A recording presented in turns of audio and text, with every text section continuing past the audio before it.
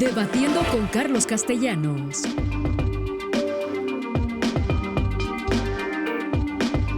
Hola, ¿qué tal? Qué gusto saludarle y darle la bienvenida a este espacio en el que las cifras, los datos y las opiniones de nuestros invitados son la materia prima para la discusión. Y es que la comprensión de los extremos empieza debatiendo con Carlos Castellanos. Por eso, en esta ocasión, con la maestra Carla Mote y con Juan Alberto Cedillo, platicaremos de las nuevas derechas. ¿Está resurgiendo la ultraderecha, no solamente en México, sino en todo el mundo? De eso abordaremos el asunto en este Debatiendo este jueves. Usted ya sabe quiénes somos. Usted ya nos conoce, ahora somos La Octava Digital y aquí comenzamos.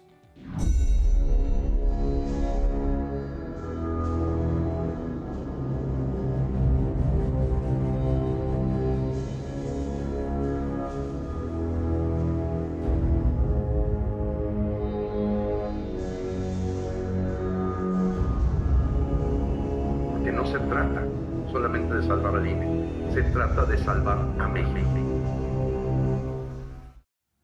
La segunda década del siglo XXI en el mundo se ha visto marcada por la polarización. Lo mismo aplica para definir la situación en Estados Unidos, Francia, Hong Kong o América Latina. La división está en el discurso de gobernantes, dicen algunos, mientras otros advierten que la polarización ya estaba ahí, en una sociedad desigual. En este sentido, los especialistas consideran que la demagogia populista en muchos casos permite que se valore a los gobiernos no por su desempeño efectivo, sino por sus narrativas que generan empatía con grupos que han sido o que se sienten excluidos y culpan a otros sectores de la misma sociedad de los problemas del país.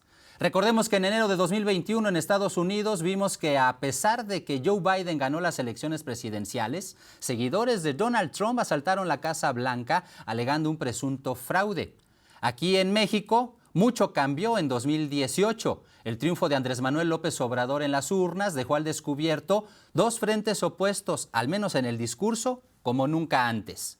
Hay quienes pretenden responsabilizar de esta polarización al presidente Andrés Manuel López Obrador y por otro lado quienes señalan que su llegada a la presidencia permitió visibilizar las hondas fracturas que existen entre los mexicanos. Agradezco por ello la presencia de la maestra Carla Mote, historiadora, editora de La Regeneración Feminista. Muchas gracias, maestra Carla Mote, que esté con nosotros. Bienvenida. No, al contrario, gracias por la invitación. Muchas gracias, maestra. También agradezco a Juan Alberto Cedillo, periodista, corresponsal en el noreste de México para el semanario Proceso, además escritor. Muchas gracias, Juan Alberto, que nos acompañes vía Zoom. Mil gracias por estar con nosotros. Gracias por la invitación. Gracias, Juan Alberto. Bueno, como es costumbre en este espacio, ustedes lo saben, por mero orden alfabético vamos a comenzar con este debatiendo y por lo tanto, pues me corresponde preguntarte, Juan Alberto Cedillo, ¿este fenómeno de polarización es de verdad nuevo en nuestro país? De ser así, ¿qué papel ha jugado en esto el presidente López Obrador y a quién le conviene, si es que le conviene a alguien? Pues la introducción me pareció bastante correcta, el manejo. Sí hay un incremento, no solamente en México, de la polarización. El asalto fue al Capitolio, no a la Casa Blanca, y eso es Es algo cierto, una inusitado disculpa. porque Trump incrementó a los grupos supremacistas en Estados Unidos que ahora se han radicalizado y que incluso la prensa de los propios Estados Unidos habla de que la nación está en una antesala de una guerra civil. En México hemos tenido la polarización, pero anteriormente López Obrador, pero se puede decir que muy acotada o muy no con la dimensión que se tiene actualmente. Sí, el discurso desde el poder siempre es el mayor impulso de la polarización. La sociedad civil o los grupos, incluso los medios de comunicación pueden incrementarla, pero siempre es el poder el que determina cómo se puede incrementar la división de la sociedad, porque eso no solamente es nuevo para México, pero no para la historia, ¿no? Esto ha ocurrido en muchos lugares, nos podemos ir desde la Alemania nazi hasta recientemente en Brasil o en varios lados. Y sí es un fenómeno nuevo porque las familias que ahora están divididas hace años no lo estaban, ¿no? Bien, Juan Alberto. Maestra Carla Mote, dice Juan Alberto Zedillo, sí es un fenómeno nuevo y se ha visto la polarización. De manera particular en nuestro país se veía con López Obrador antes como oposición, pero ahora de una manera diferente, ya como un personaje que está en el poder. ¿Cómo lo ve usted? A mí me gustaría remitirme a la historia no tan reciente, digamos, a la segunda mitad del siglo XX, perdón, porque creo que vivimos un fenómeno en el que están renaciendo posturas que parecía que en cierto momento de la historia, en particular en México, en el de la transición democrática, que es un proceso que se consumó, digamos, al menos en las urnas, ¿no? En el año 2000, cuando el PRI pierde el poder, aunque pues muchos transicionólogos especialistas de este periodo pues asumen que la transición no ha terminado y que seguimos en ese periodo de la transición. Pero yo vuelvo a lo que inicié, remitiéndome a el siglo XX, a nuestra historia. El mundo salió de un esquema bipolar después de la Segunda Guerra Mundial, en donde había dos opciones políticas que estaban disputándose la hegemonía en el mundo, que era el capitalismo y el comunismo. Esto termina aproximadamente en 1989 con la caída de la Unión Soviética, y creo que lo que está ocurriendo es como un resurgimiento de nociones políticas que tienen su base en una radicalización de la opción capitalista, y por otra parte, yo no diría que en el mundo actualmente hay muchas opciones que estén llevando a la práctica el esquema socialista o abiertamente comunista. Incluso China, que podría ser el ejemplo más cercano, tiene pues un capitalismo de Estado en un proceso que denominan el comunismo desde la modalidad china, que es un proceso de muy largo aliento con una planificación muy bien pensada. Pero yo este fenómeno que observo en el presente es que lo que sí sucedió es que la socialdemocracia en muchas naciones occidentales fue ganando terreno, fue ganando espacio, no únicamente en las instituciones, sino también en la cultura política. Y entonces hay una derecha que se siente cada vez más marginada, que es esto que se denomina alt-right o derecha alternativa, y que están planteando que fueron marginados de este discurso que ellos asumen como políticamente correcto, que tiene que ver con principios que vienen de las propias tragedias de la historia de la humanidad, como por ejemplo el encumbramiento de los derechos humanos, de las garantías individuales, la creación de organismos internacionales que vigilan los conflictos a nivel internacional, y que estos discursos que ellos asumen como políticamente correctos, lo asumen eso como algo que los margina de las instituciones, y tienen un discurso que hemos visto en diferentes líderes de la ultraderecha o líderes del populismo de derecha, en donde se asumen como outsiders, que están fuera, digamos, de los márgenes de estos estados que no les, digamos, interpelan o en los que no se sienten representados. Figuras icónicas como Donald Trump, como Jair Bolsonaro, recientemente la primera ministra italiana, Meloni, que también tienen un discurso que como que alude a este tipo de posturas que están tornándose hacia la radicalidad y la intransigencia.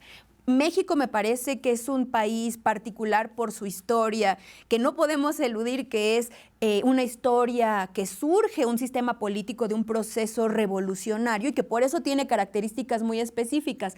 A mí en esta ocasión, yo justo algo que pensé que tenemos que abordar y que es muy importante es las características del laicismo mexicano, que son lo que hace que en México haya una separación que es muy franca, muy incluso desde algunas perspectivas radical, y que eso no sucede en otros lugares del mundo. Por eso ese tema de la religión me parece fundamental y que tenemos que verlo en México con sus particularidades. Interesante, maestra Carla Mote. ¿Cómo lo ves, Juan Alberto Zedillo? ¿Puedo extraer de lo que nos dice la maestra Carla Mote? Pues que a final de cuentas, en estos tiempos, casi todos los grupos tienen la posibilidad, la capacidad o el interés de reivindicar sus causas aunque algunas de estas causas pues no necesariamente sean las que respeten los derechos humanos o las que reivindican una agenda progresista o socialdemócrata. ¿Qué opinas, Juan Alberto? Mira, vería las cosas un poco más concretos. Por ejemplo, la polarización en Europa, estamos hablando de, por ejemplo, uno de los elementos fundamentales que la genera es el problema de la migración. La migración es como que el tema fundamental para decir las posiciones radicales en Europa. Los que definitivamente la rechazan, los que no quieren que se invada a Europa con los migrantes provenientes de África, los ahora del Medio Oriente, de Siria y de todas esas partes. Es decir, es el problema fundamental que está generando que la derecha se incremente porque no quiere que se continúe ingresando estos grupos masivamente, ¿no? En ese sentido, tenemos que precisamente se radicalizan las posiciones. En la medida que se van unos tratando de apoyar y otros tratando de rechazar, la polarización que existe se agudiza y se incrementa. Por ejemplo, en Europa estamos teniendo el problema de que desde hace rato estos migrantes se ven amenazados físicamente por las camisas rapadas, donde han crecido mayormente, básicamente es en España, en en Rusia, la que es Unión Soviética, y en otras partes, incluso de Alemania, donde están precisamente hablando de nuevo del supremacismo, de las razas que están llamadas a gobernar y los que deberían de ser prácticamente esclavos. En ese sentido, esta polarización por la migración es un asunto creciente. En Estados Unidos, precisamente también el supremacismo que se ha sido representado por la ultraderecha siempre, en el caso más extremo por los grupos como Minuteman, los grupos que están cazando migrantes en la frontera, ellos desde hace rato tienen una expansión hacia el resto de las naciones donde quieren apoyar a esos grupos. Por ejemplo, el FBI desde hace rato tiene investigaciones de cómo estos grupos supremacistas están financiando a sus contrapartes en varios lados. Y en México estos grupos que no se habían expresado se empiezan a expresar, precisamente por la radicalización y la polarización que se ve desde el poder. Recientemente tuvimos varios eventos que se pueden decir, la aparición de grupos de ultraderecha que están emergiendo, aunque siempre han existido, han estado muy acotados, digámoslo así. Y en México realmente hasta estas fechas no hemos conocido lo que podríamos señalar la ultraderecha intolerante y radical. Siempre hemos conocido a sectores conservadores panistas, a la iglesia y empresarios que catalogamos como la derecha. Pero realmente la ultraderecha intolerante, que tiene que ver más con una visión de hacendados o con posiciones militares, por eso el pentatlón siempre ha sido una parte fundamental de la ultraderecha. Esos grupos no se habían expresado y están creciendo y van a seguir creciendo en la medida que la polarización política, que ya tenemos profundamente arraigada en estos días en México, se sigue agudizando. Por ejemplo, yo creo que en Twitter todo el mundo podemos ver cómo esa polarización ha pasado del insulto a la agresión y a situaciones cada vez más cercanas a la violencia. Esta situación es lo que preocupa porque mientras se siga radicalizando el discurso y las posiciones, se siga polarizando, la violencia política se va a expresar muy pronto en México y nos podemos ver precisamente en el espejo de Brasil. Si fracasa a la izquierda, sube la ultraderecha. Si continúa, por ejemplo, una situación en México de polarización, no es poco probable que si no en estas elecciones, en las próximas elecciones, en el próximo periodo de selección de presidente, tengamos un tipo Bolsonaro peleando por la presidencia en México. Interesante, Juan Alberto. ¿Cómo lo ve usted, maestra Carla Motte? Yo disiento en la apreciación de que hay una polarización desde el poder. Sería como asumir que no hay un movimiento, una oleada global que se expresó recientemente en México y que es algo que están trabajando desde organismos internacionales, liderados en este momento particularmente por Estados Unidos. CIPAC es una reunión de conservadores que data de los años 70. La primera fue en 1974 en Estados Unidos y muy recientemente, me parece que la primera fue en 2017, cuando sale de Estados Unidos y empieza a visitar diversos lugares del mundo. Han estado en Corea del Sur, en Japón, en Brasil, por primera vez en México, y yo no podría asumir que eso es resultado del discurso gubernamental o que está animándolo esta supuesta polarización que viene desde el poder. Lo que yo observo es que existe un proceso de politización que viene animado por una cotidiana comunicación por parte del Ejecutivo, que tiene que ver con que todo el tiempo está hablando abiertamente de la circunstancia política. Cuando el presidente Andrés Manuel habla en las mañaneras de sus adversarios, les pone nombre y apellido, ve en ellos no únicamente a algunos poderes instituidos en el gobierno, sino también a los poderes corporativos, a las oligarquías, a los llamados poderes fácticos. A mí me parece que lo que hace es ejercer una política continua, cotidiana, que se diferencia de la tecnocracia neoliberal, que es así, hacía parecer como que no había conflicto, porque difícilmente el presidente de la República salía a disputarse en la arena pública, digamos, la opinión, ¿no? Lo que está sucediendo en los medios. Por lo tanto, yo creo que pensar que es un fenómeno interno o pensar que viene animado desde la circunstancia específica de nuestro país sería pues obviar toda esta oleada internacional que vemos que está buscando fortalecerse. Yo creo que estos grupos que recientemente se reunieron en la Ciudad de México son resultado de una estrategia de largo plazo. Lo dicen abiertamente, es decir, ellos están tratando de asentar un nexo internacional con fuerzas conservadoras y ultraconservadoras de diferentes países y abiertamente exponen su agenda. Es algo que en la cultura política mexicana no es tan común porque el conservadurismo tiene también valores democráticos históricamente. El Partido de Acción Nacional, si bien tuvo su ala más radical cuando surge en 1939 con Efraín González Luna, tenía a Manuel Gómez Morín, que era un demócrata. El PAN es un partido en el que conviven estas dos visiones desde su fundación. Y lo que están diciendo estos grupos, pues es que ellos no se sienten representados en ese tipo de conservadurismo que sí está en las instituciones, pero ese no es un discurso únicamente de México. En México tiene esa particularidad, pero por ejemplo, Milei, el economista argentino, justamente en su conferencia habló de eso y dijo que con palabras muy grotescas, que estaba harto de todos los políticos. Y eso es algo que dicen continuamente estas nuevas oleadas de, yo diría, neoliberales o neoliberales extremos, que son los libertarios, que en América Latina están cobrando fuerza con figuras como esta, como Gloria Álvarez de Guatemala, que ya ha buscado la candidatura presidencial en su país y que ellos tienen un discurso en el que continuamente se están poniendo a sí mismos como outsiders. Yo por eso creo que es muy importante ver el contexto mexicano, las particularidades que tiene, también el contexto global,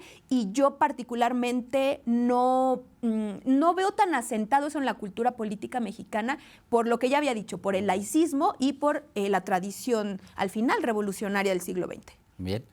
Juan Alberto, réplica. Pues mira, yo estoy de acuerdo con Carla en el sentido de que hay una polarización global, es decir, en todos lados se están dando discursos populistas y posiciones radicales en contrapuestos. Ya es para estas alturas, para mí, es muy, digamos, arcaico hablar de izquierdas, derechas en la visión tradicional. Y la polarización tampoco creo que se contamine como gripa. Tiene que ver con cuestiones internas muy, muy particulares para que en México lleguemos a donde estamos. La sociedad y la derecha tienen su poder, la derecha tradicional, pero finalmente lo que ha cambiado y lo que estamos viendo es que lo que nunca se había dado es que el discurso desde el poder fuera tan agresivo contra la sociedad. Es decir, si recientemente salieron a marchar, digamos, en la Ciudad de México, 200,000 personas que tienen una posición contrapuesta al presidente, eso es indicativo de que se está moviendo algo que no solamente tiene que ver con las derechas. Por ejemplo, porque uno de los problemas que siempre vemos desde provincia es que la narrativa, por ejemplo, en este caso de la marcha, siempre se centra en el Distrito Federal. Es decir, la marcha que importó es la del Distrito Federal y la provincia no importa.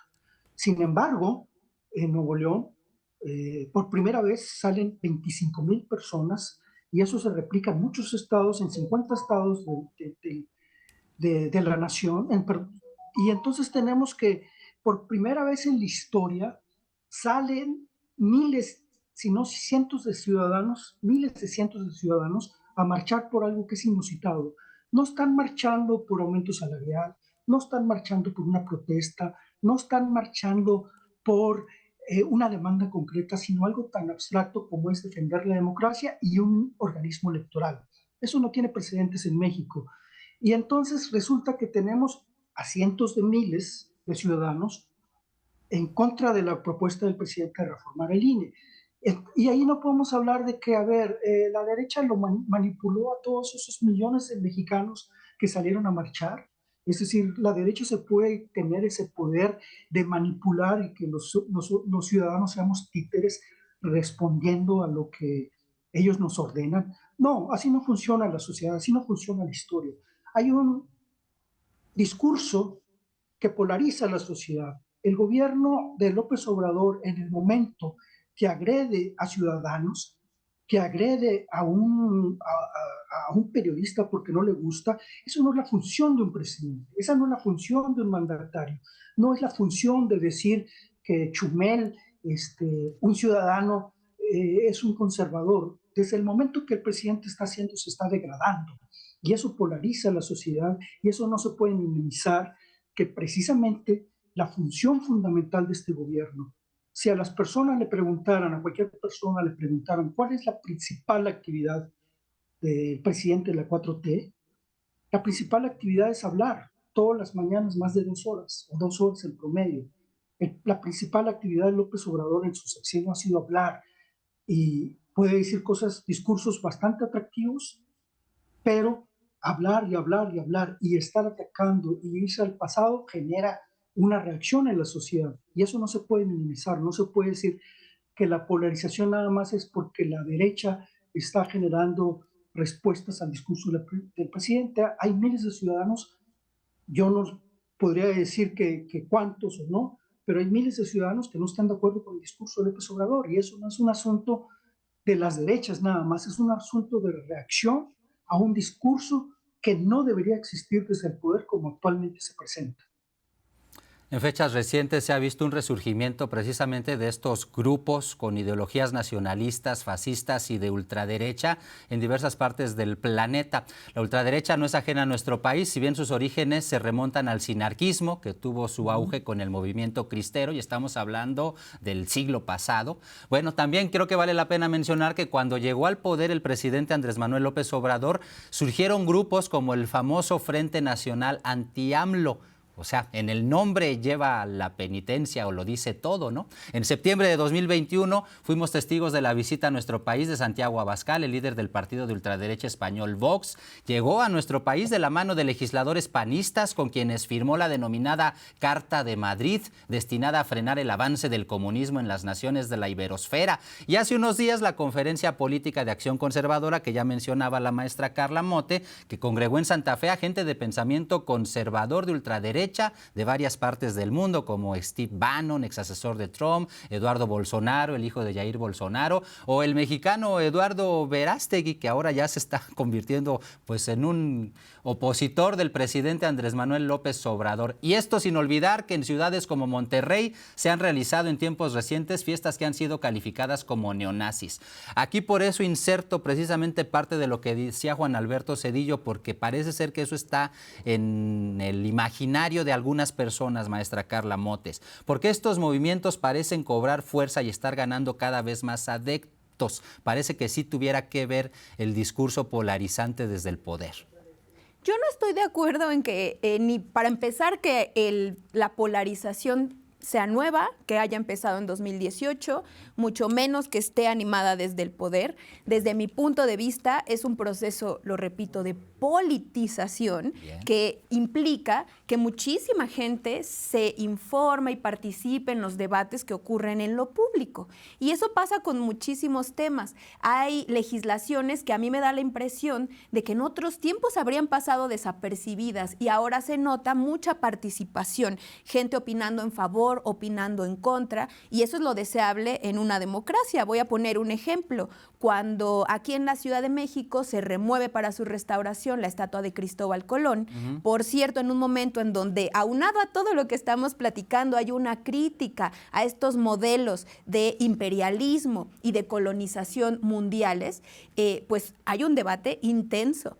Muy intenso, que continúa hasta el día de hoy, al punto en que existe una glorieta que está dedicada a las mujeres que luchan y que están en conversaciones con la autoridad para ver qué se va a hacer con esa estatua, si se va a colocar la que tiene pensada el gobierno, etcétera. Lo pongo como un ejemplo del proceso de politización que para mí es muy evidente. Cuando hablamos de polarización nos referimos a estas ideas encontradas. Yo creo que habría que remontarnos nuevamente a la historia de nuestro país.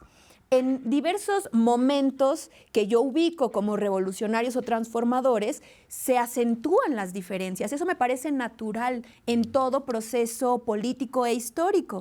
Vamos a poner el ejemplo de mediados del siglo XIX, en la Guerra de Reforma, donde se radicalizan los liberales jacobinos y encabezados por Benito Juárez, pues encabezan esta ala que llega al poder y que implementa esto que es valiosísimo de nuestra democracia, que es la separación iglesia-estado, por poner un ejemplo, pero así podríamos irnos con otros periodos, como hablar de revolucionarios contra reaccionarios. Si leyéramos los discursos que daba el presidente Lázaro Cárdenas, pues yo no sé qué pensarían muchas personas, dirían que es polarizante y agresivo, porque a ellos sí hablaban abiertamente de los reaccionarios. Los reaccionarios para ese momento eran los herederos de esta derecha ultraconservadora, los cristeros, los sinarquistas, que surgen específicamente en contra del proyecto de educación socialista del presidente Lázaro Cárdenas.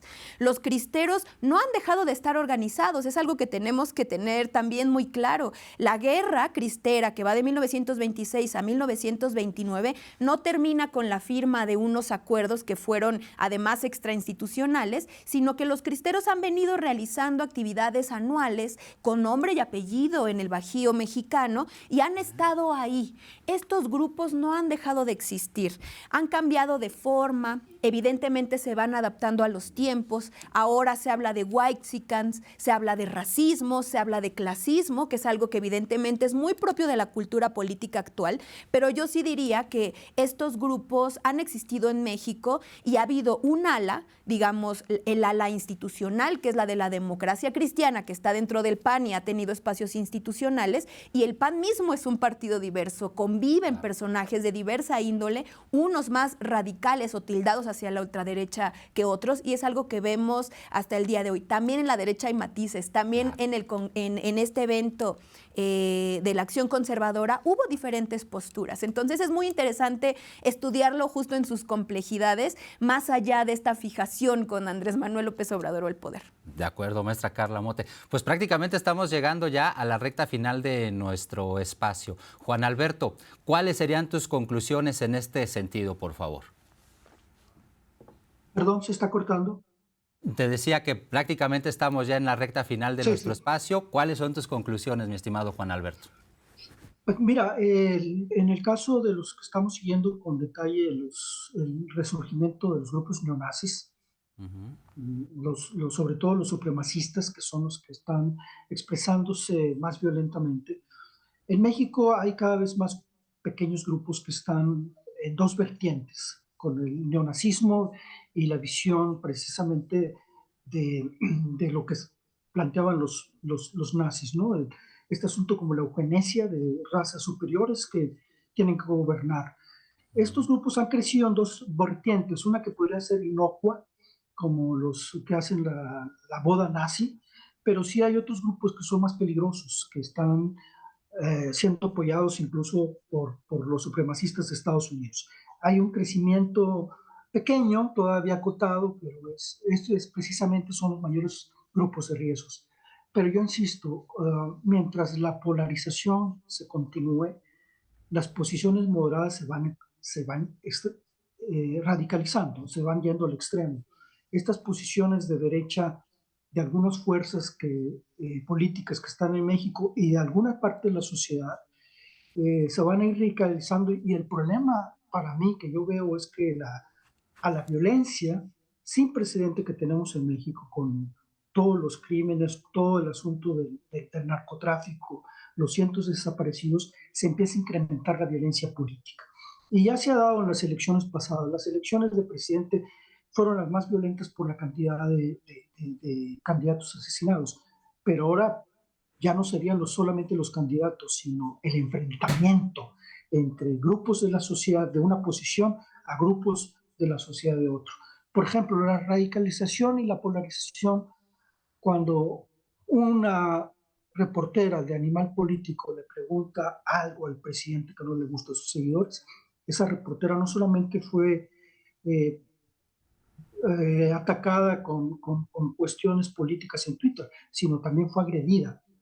¿Sí? Y eso es, para mí, eso es lo preocupante de la polarización, que se pase de un debate solamente entre posiciones contrapuestas a que la violencia política se empiece a expresar. Bien, gracias Juan Alberto. Maestra Carla Mote. Yo estoy de acuerdo totalmente en que siempre se debe condenar cualquier acto de violencia contra cualquier persona, y yo quisiera terminar esta interesante conversación con 2 puntos. El primero es pues esta expresión también del presidente Andrés Manuel en la mañanera, en la que habla de este tema y comenta que es positivo que estos grupos pues se descubran, que se hable abiertamente en un país democrático en donde libremente pueden reunirse, de cuáles son sus posturas. Él, con una confianza democrática, pues habla de que estas expresiones pues no van a ser avaladas por el pueblo mexicano, mayoritariamente de origen indígena, ¿no? Que tenemos nuestras raíces en este proceso de racialización, es decir, cómo van a aprender en la mayoría de la población un discurso racista de estas características.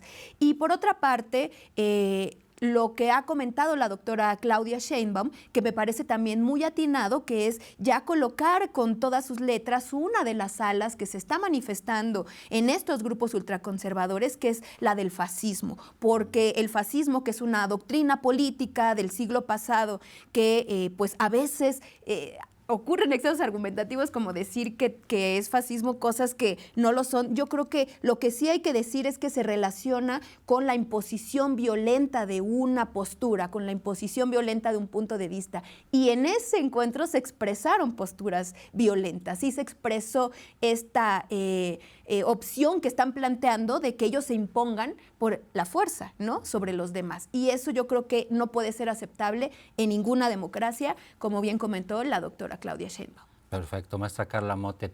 Juan Alberto Zedillo, ¿algo que quieras comentar solamente ya para despedirnos? No, agradecerte por la invitación y gracias por los comentarios, doctor. Muchas gracias a Juan Alberto Zedillo por habernos acompañado. Maestra Carla Mote, muchas gracias también por haber estado con nosotros. No, al contrario, yo siempre muy feliz de que me inviten y gustosa vengo a conversar. Es muy amable, muchas gracias. Siempre salimos ganando nosotros. Gracias a usted, efectivamente, por habernos acompañado en este Debatiendo. Recuerde, próximo jueves tenemos una cita. Contáctenos en @castellanos o en @laoctavadigital y díganos a quiénes quiere ver sentados en este espacio. Gracias a la maestra Carla Mote, historiadora y editora de La Regeneración Feminista, y gracias a Juan Alberto Zedillo, periodista corresponsal en el noreste de México para el semanario Proceso, además de escritor. Gracias, muchas gracias. Nos vemos el próximo jueves. Hasta entonces, siga disfrutando La Octava. Debatiendo con Carlos Castellanos.